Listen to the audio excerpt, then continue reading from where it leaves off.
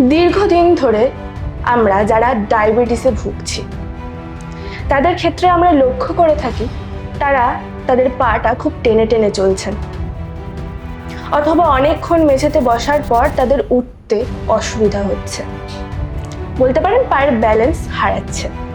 এবং আপনার পরিবারের কেউ যারা অনেক দিন ধরে নিউরোলজিক্যাল প্রবলেমে ভুগছেন তাদের ক্ষেত্রেও এই পা টেনে টেনে চলার সমস্যাটা আমরা লক্ষ্য করে থাকি। এই প্রবলেমটির নাম ফুট ড্রপ না তো? ফুট ড্রপ এই বিষয়টি নিয়ে আজ আমাদেরকে সহজভাবে বোঝাতে আমাদের সঙ্গে রয়েছেন অভিজ্ঞ চিকিৎসক ডক্টর শ্যামাপ্রসাদ মণ্ডল। নমস্কার, আমি স্নেহা ঘোষ। আপনাদের সকলকে স্বাগত জানাই হেলথ আম্পায়ারের আরও একটি বিশেষ গুরুত্বপূর্ণ ভিডিও। হেলথ আম্পায়ার, যেখানে স্বাস্থ্য পায় সঠিক রায়। ডক্টর মণ্ডল, আপনাকে স্বাগত জানাই আমাদের চ্যানেল হেলথ আম্পায়ারে। ধন্যবাদ স্নেহা, আমাকে তোমাদের চ্যানেলে ইনভাইট করার জন্য। আর তোমরা এইভাবে হেলথ টপিক নিয়ে ইউটিউব চ্যানেলে, বাংলা ইউটিউব চ্যানেলে আসছো, তার জন্য অসংখ্য ধন্যবাদ। কারণ আমরা যখন কোনো হেলথ বিষয় নিয়ে কোনো কিছু দেখতে যাই তখন আমরা দেখি সেটা আইদার ইংলিশ ভার্সন বা হিন্দি ভার্সন। বাংলায় খুব কম চ্যানেল আছে যারা হেলথ টপিক নিয়ে এই উদ্দীপনা বা আলোচনা করেছে। তো এর জন্য তোমাদেরকে অনেক ধন্যবাদ জানাই। Thank you sir. ডাক্তারবাবু, প্রথমেই আমি আপনার কাছ থেকে জানতে চাইবো ফুট ড্রপ কি এবং এটি কেন হয়? ফুট ড্রপ যদি আমি পরিষ্কার করে বলতে চাই, ফুট ড্রপ হচ্ছে, ফুট মানে পা, ড্রপ মানে হচ্ছে পা পড়ে যাওয়া, মানে পায়ের পাতাকে উপরের দিকে ওঠাতে না পারাটাই হচ্ছে ফুট ড্রপ।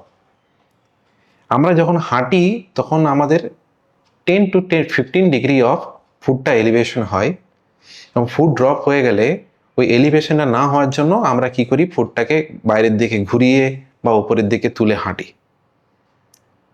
এই ফুট ড্রপের কারণ অনেক রকম হতে পারে, যেমন কোনো ক্ষেত্রে ক্রনিক ডায়াবেটিস, কোনো ক্ষেত্রে আফটার ব্রেন স্ট্রোক, কখনো বা স্পাইনাল কর্ড ইঞ্জুরি, কখনো বা মাল্টিপল স্ক্লেরোসিস বা কোনো ট্রমাটিক ইভেন্ট। এই কারণে ফুট ড্রপ হতে পারে। আরও কিছু রেয়ার প্রবলেম আছে, তবে আমরা আজকে এই বিষয়গুলো নিয়ে আলোচনা করব ফুট ড্রপের ব্যাপারে। ডক্টর, আমরা কিভাবে বুঝবো যে এই ব্যক্তিটির ফুট ড্রপ হয়েছে?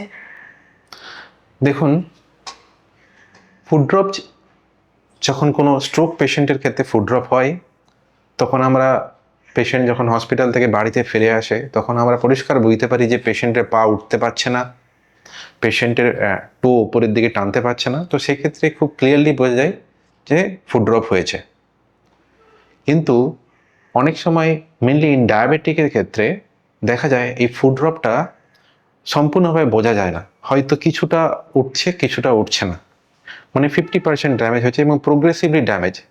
তো সেক্ষেত্রে কি হয়, পেশেন্ট আস্তে আস্তে কি করে, হাঁটাটা থেকে ব্যালেন্স হারিয়ে ফেলে, চেয়ার থেকে বসতে গিয়ে ওঠার সময় উঠতে পারে না, অনেক সাপোর্ট প্রয়োজন হয়, নাহলে উঠতে পারে না। তো এইভাবে বোঝা যায় যে আমরা হয়তো ফুট মাসেলের উইকনেসের কারণে এনার এই সমস্যা হচ্ছে। এবং অনেক ক্ষেত্রে দেখা যায় যে উনি পাটাকে তুলে তুলে হাঁটছেন, আমরা মেডিকেলি যাকে বলি হাই স্টেপিং গেট। আবার অনেক ক্ষেত্রে স্ট্রোক পেশেন্টের ক্ষেত্রে দেখা যায় উনি পাটাকে বাইরের দিকে ঘুরিয়ে হাঁটছেন, যেটাকে বলি আমরা সার্কামডাকশন গেট। তো এই ধরনের কোনো লক্ষণ যদি আপনাদের মধ্যে থাকে তখন আমরা বুঝবো এক্ষেত্রে ফুট ড্রপের একটি সমস্যা রয়েছে এবং তার একটা সমাধান প্রয়োজন। স্যার, ডায়াবেটিস বা স্ট্রোকের পর এই ফুট ড্রপটা কেন হয়? দেখুন, আমাদের বডির যে ব্রেন, এই ব্রেন হচ্ছে আমাদের কন্ট্রোল সেন্টার। আমাদের ব্রেনের প্রত্যেকটি পার্ট, প্রত্যেকটি অঙ্গ প্রত্যঙ্গকে কন্ট্রোল করে এবং তার মুভমেন্টকে কন্ট্রোল করে। ব্রেন স্ট্রোক হলে যেই অংশটি ব্রেনের স্ট্রোক হয়েছে সেই পার্টটি যদি আপনার ফুট মাসেল, সেই ফুট মাসেলকে কন্ট্রোল করে, এবং সেক্ষেত্রে দেখা যায় যদি ব্রেন স্ট্রোকের পর ওই মাসেল আর কাজ করছে না, সেক্ষেত্রে ব্রেন স্ট্রোকের ক্ষেত্রে হয়। আবার অনেক ক্ষেত্রে দেখা যায় ট্রমাটিক ইভেন্ট, মানে কোনো কারণে কোনো ইঞ্জুরি বা রোড ট্রাফিক অ্যাক্সিডেন্ট হয়েছে, ডাইরেক্টলি আমাদের ফুটের যে মাসেল, টিবিয়ালিস অ্যান্টেরিয়র মাসেল, যেই মাসেল আমাদের ফুটকে এলিভেট করে, সেই মাসেলে কোনো ইঞ্জুরি হয়েছে, বা সেই মাসেলকে যে কন্ট্রোল করে দ্য কমন পেরোনিয়াল নার্ভ, সেক্ষেত্রে কোনো ইঞ্জুরি হয়েছে, সেখানে কোনো ইঞ্জুরি হলেও ফুট ড্রপ হয়ে থাকে। তাহলে brain control the nerve, nerve control the muscle, এই তিনটে পাত, ব্রেনের কোথাও ইঞ্জুরি, নার্ভের কোথাও ইঞ্জুরি বা মাসলের কোথাও ইঞ্জুরি, যেই ইঞ্জুরিটা ফুটের মাসলকে কন্ট্রোল করে, সেখানে কোথাও ইঞ্জুরি হলে তখনই আমরা এই ফুট ড্রপটা দেখতে পারি। আর ডায়াবেটিসের ক্ষেত্রে দেখা যায় এটা প্রোগ্রেসিভলি এই নার্ভ যে আছে, ডায়াবেটিসের যে নার্ভ, তার উপরে একটি কভার থাকে নার্ভের উপরে, বলে মায়োলিন সিদ। ক্রনিক ডায়াবেটিসের পেশেন্টের ক্ষেত্রে ওই মায়োলিন সিদটা ব্রেকডাউন হয়ে যায়, যার ফলে ওই নার্ভ ওই মাসলের প্রতি কন্ট্রোলটা আস্তে আস্তে হারাতে থাকে, এবং ক্রনিক ডায়াবেটিসের ক্ষেত্রে দেখা যায় প্রোগ্রেসিভলি ড্যামেজিং ফুট ড্রপ, মানে আস্তে আস্তে পা তোলা, হাঁটার অসুবিধে, বসে থেকে ওঠা অসুবিধে, এই সমস্যাগুলো তৈরি হয়। স্যার, আপনি বললেন যে এই ব্যক্তিটির ফুড ড্রপ হয়েছে, এই ক্ষেত্রে কি কোনো টেস্ট আমরা করতে পারবো রেডিওলজিক্যাল, যে তার রিপোর্ট নিয়ে আমরা বুঝবো যে না অ্যাকচুয়ালি ফুড ড্রপ হয়েছে? হ্যাঁ, অবশ্যই কোনো ব্যক্তিকে বলার আগে তাকে বোঝাতে হবে যে কতটা পরিমাণ ড্যামেজ হয়েছে, কারণ তবেই আমি বলতে পারবো যে কতটা পরিমাণ রিকভারি সম্ভব। তো এর জন্য আমরা দুটো টেস্ট বলি, একটা ইএমজি, একটা এনসিবি। ইএমজি টেস্টকে আমি টিবিয়ালিস অ্যান্টেরিয়র মাসেলের আমরা স্ট্রেংথ চেক করি, অ্যাকশন পোটেনশিয়াল চেক করি। আর NCV nerve conduction velocity test করা হয়, যাতে কমন পিরোনিয়াল নার্ভের কতটা পরিমাণ অ্যাকশন পোটেনশিয়াল জেনারেট করতে পারছে। তো এই দুটো টেস্টের মাধ্যমে আমরা কিন্তু জানতে পারবো যে ফুট ড্রপের ড্যামেজটা কতটা অংশ হয়েছে এবং রিকভারি কতটা সম্ভব। ডক্টর, ফুড ড্রপের ক্ষেত্রে কি কি চিকিৎসা রয়েছে? তো ফুড ড্রপের চিকিৎসা সম্পূর্ণ নির্ভর করছে কি কারণে সেই ব্যক্তির ফুড ড্রপ হয়েছে। যদি ব্রেন স্ট্রোকের কারণে ফুড ড্রপ হয়ে থাকে তার চিকিৎসা একরকম, যদি ডায়াবেটিক নিউরোপ্যাথির কারণে ফুড ড্রপ হয়ে থাকে তার চিকিৎসা একরকম, যদি কোনো ট্রমাটিক ইভেন্টের কারণে ফুড ড্রপ হয়ে থাকে তার চিকিৎসা একরকম, বা কোনো কারণে লাম্বার ডিস্কে প্রোলাপস বা ডিস্ক হার্নিয়েশনের কারণে যদি ফুড ড্রপ হয়ে থাকে তার চিকিৎসা আরেক রকম। তো প্রথমে আমরা কারণ আইডেন্টিফাই করার পর আমরা কোনো নিউরোলজিস্ট এবং একজন ফিজিওথেরাপিস্টের কম্বাইন চিকিৎসার মাধ্যমে এর রিকভারি সম্ভব। নিউরোলজিস্টরা হেল্প করবেন যদি আপনার স্পাইনে খুব বড় ডিস্ক হার্নিয়েট হয়েছে, সেই হার্নিয়েশন অফ ডিস্কটাকে সার্জারি করে ঠিক করা, এবং সাথে সাথে যেই মাসেল উইক হয়ে যায়, ফিজিওথেরাপিস্টের কাজ ওই মাসেলকে আরও স্ট্রং করা, এবং যেই নার্ভ সিগন্যাল ওই মাসেলকে দেয় সেই নার্ভকে স্টিমুলেট করা।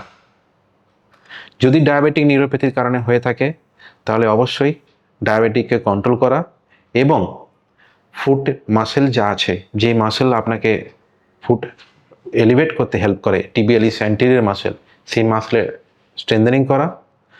যদি কোনো ট্রমাটিক ইভেন্টের কারণে ফুট ড্রপ হয়েছে এবং তার এমজি এনসিবি রিপোর্টে দেখা গেছে যে কমপ্লিটলি সেটি ফুট ড্রপ রিকভারি সম্ভব নয়, তখন সেক্ষেত্রে আমরা বিভিন্ন রকম অর্থোসিস, মানে ankle foot orthosis, foot of spring, যেমন ধরুন আমার কাছে আছে এই ধরনের ankle foot orthosis AFO use করতে পারি, বা কোনো রকম ফুট আপ স্প্লিন্ট ইউজ করতে পারি, যেটি আমরা পায়ের সাথে আর জুতোর মধ্যে আমরা এটাকে বাইন্ডিং করে আমরা পরতে পারি, যাতে ওনার ফুটটা একটা নিউট্রাল পজিশনে ধরে রাখতে পারে। বা কোনো ক্ষেত্রে আমরা আমাদের ক্লিনিকে স্পেশাল যেটি আছেন ফাংশনাল ইলেকট্রিক্যাল স্টিমুলেশন ইউজ করি, ওডিএফএস এফইএস। এক্ষেত্রে আমরা গেট ট্রেনিং করাই। এই প্যাড আমাদের জুতোর সাথে, এই জুতোর মধ্যে আমরা এই প্যাডকে আমরা ইনসার্ট করি, এবং এই জুতোর প্যাডের পেছনে সেন্সার আছে। সেই সেন্সারে পা দিলেই এই মেশিন কি করে, ওই মাসেলকে স্টিমুলেট করে ফুটটাকে এলিভেট করার জন্য। তো এইভাবে আমরা ফুট ড্রপের চিকিৎসা করে তাকে গেট ট্রেনিং দিয়ে ফুট ড্রপকে ঠিক করার চেষ্টা করি। স্যার, ফুড ড্রপ সারতে কতদিন সময় লাগে? আমি আগেই বলেছি যে ফুট ড্রপের রিকভারি সম্পূর্ণভাবে ডিপেন্ড করে ফুট ড্রপের সিভিয়ারিটির ওপর। আপনার কি কারণে ফুট ড্রপ হয়েছে এবং কত সিভিয়ার ফুট ড্রপ হয়েছে তার উপর ডিপেন্ড করবে ফুট ড্রপ সারতে কত সময় লাগছে। যদি কোনো লোকালাইজড প্রবলেমের ক্ষেত্রে হয় বা কম্প্রেশনের ক্ষেত্রে হয়ে থাকে, তাহলে আমরা দেখতে পারি কম্প্রেশন চলে গেলে তা 10-15 দিনের মধ্যেই আবার সম্পূর্ণ রিকভারি সম্ভব। যদি ব্রেন স্ট্রোকের ক্ষেত্রে হয়ে থাকে, ডিপেন্ড করবে ব্রেন স্ট্রোকের সিভিয়ারিটি কতটা, তার উপর ডিপেন্ড করবে কতদিন সময় লাগবে। যদি ডায়াবেটিক নিউরোপ্যাথির কারণে হয়ে থাকে তাহলে ডিপেন্ড করছে কত ভালো এক্সারসাইজ করছে, কত রেগুলার এক্সারসাইজের উপর সে ফোকাস করছে, তার ফিজিওথেরাপি রেগুলার হচ্ছে কি না, তার উপর ডিপেন্ড করবে তার রিকভারি কতটা সম্ভব। এবং যদি কোনো ডিস্ক প্রলাপসের কারণে বা ডিস্ক হার্নিয়েশন হয়ে থাকে, তাহলে ডিস্ক হার্নিয়েশনের প্রেশার চলে গিয়েলেই সার্জারির মাধ্যমে বা ফিজিওথেরাপির মাধ্যমে তাহলে খুব ইজিলি ফুড ড্রপের কারেকশন সম্ভব। বাট আমি আবার বলি, সম্পূর্ণ ডিপেন্ড করছে এর কারণ এবং সিভিয়ারিটির উপর, এবং সে কত মনোযোগ সহকারে এক্সারসাইজ ফলো করছেন, এবং যে অর্থোটিক ডিভাইস ওনাকে দেওয়া হবে সেই ডিভাইসটি কত ভালোভাবে রেগুলারলি উনি পড়ছেন, তার উপর ডিপেন্ড করবে তার রিকভারি কতটা বেটার হবে। স্যার, আপনি কিভাবে ফুড ড্রপ থেকে মানুষকে বেরিয়ে আসতে সাহায্য করেন যাতে তারা আবার সাধারণ জীবনযাপনে ফিরে আসতে পারে? আমি আবার বলছি, কারণের উপর ডিপেন্ড করে ট্রিটমেন্ট ডিপেন্ড করছে।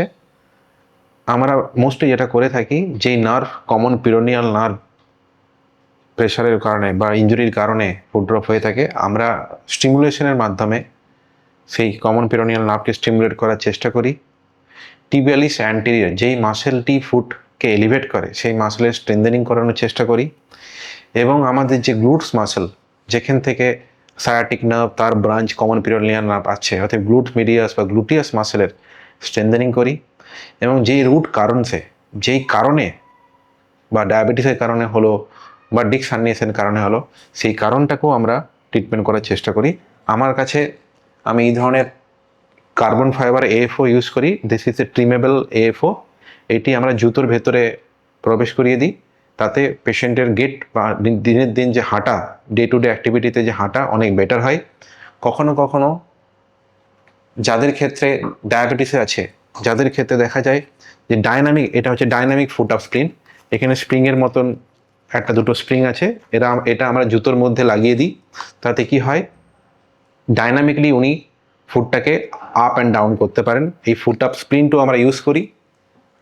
আমাদের কাছে আছে ODFS FES, first time in Kolkata.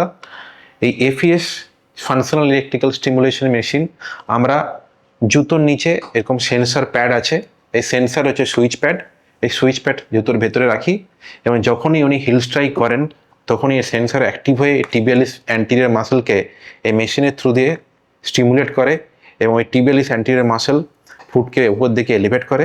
এইভাবে আমরা ট্রেডমিলের উপর বা আমরা তাদেরকে গেট ট্রেনিং করিয়ে তার চিকিৎসা আমরা করে থাকি। এক্ষেত্রে দেখা যায় খুব ভালো রেসপন্স হয় পেশেন্টের ক্ষেত্রে, এবং কয়েক মাস বা 1-1.5 মাসের মধ্যে পেশেন্ট নির্দিষ্ট ছন্দে নিজের মতো করে হাঁটতে পারে, সে তার আবার ব্যালেন্স ফিরে পায়, সে তার কনফিডেন্স ফিরে পায়, এবং যে পড়ে যাওয়ার একটা ভয় থাকে, বাইরে না বেরোতে যাওয়ার যে একটা ভয় থাকে, সেই ভয়টা আস্তে আস্তে কাটিয়ে উনি নিজের ছন্দে নিজের লাইফে ফিরে আসেন। ডক্টর, যারা এই ফুড ড্রপ সমস্যাটিতে ভুগছেন তাদের ক্ষেত্রে আপনার পরামর্শ কি রয়েছে? ফুড ড্রপ হওয়ার আগেই সাবধান হন। আপনি যদি ক্রনিক ডায়াবেটিস হন, ডায়াবেটিসকে কন্ট্রোল করুন, ঠিকমতো ডায়েট ফলো করুন, ডায়াবেটিসের যদি মেডিসিন নিয়ে থাকেন ঠিকমতো সেটা গ্রহণ করুন। যদি আপনার ডিস্ক হার্নিয়েট হয়ে থাকে তার চিকিৎসা যত শীঘ্র সম্ভব করানো শুরু করুন।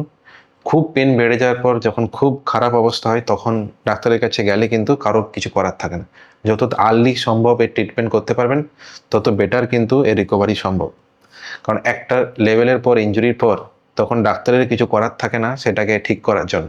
অতএব যত আর্লি আপনি এই ধরনের সমস্যায় ভুগছেন, আপনার কোমরের ব্যথাকে আপনি নেগলেক্ট করছেন, আপনার ডায়াবেটিসকে আপনি নেগলেক্ট করছেন, এই নেগলিজেন্সটাকে বন্ধ করুন, এবং যত আর্লি সম্ভব আপনি ডাক্তারের কাছে পরামর্শ নেবেন এবং তার চিকিৎসা করবেন, তত তাড়াতাড়ি এই ফুড ড্রপ থেকে আপনারা মুক্ত পাবেন, এবং আপনারা যে দৈনন্দিন জীবনে যে ছন্দে ফিরে আসবেন, এটাই আমি মানুষকে বলবো।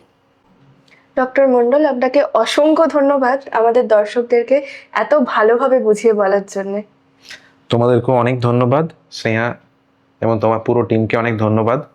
তোমরা বাংলায় স্বাস্থ্য সম্বন্ধীয় বিষয় নিয়ে পডকাস্ট শুরু করেছো। আমি আশা করছি তোমাদের ইউটিউব চ্যানেল অনেক রিচ এবং ভিউজ পাক, এবং তোমরা খুব তাড়াতাড়ি তোমাদের যে সাকসেস, তোমাদের যে ইচ্ছে, তোমাদের সেগুলো পূরণ হোক।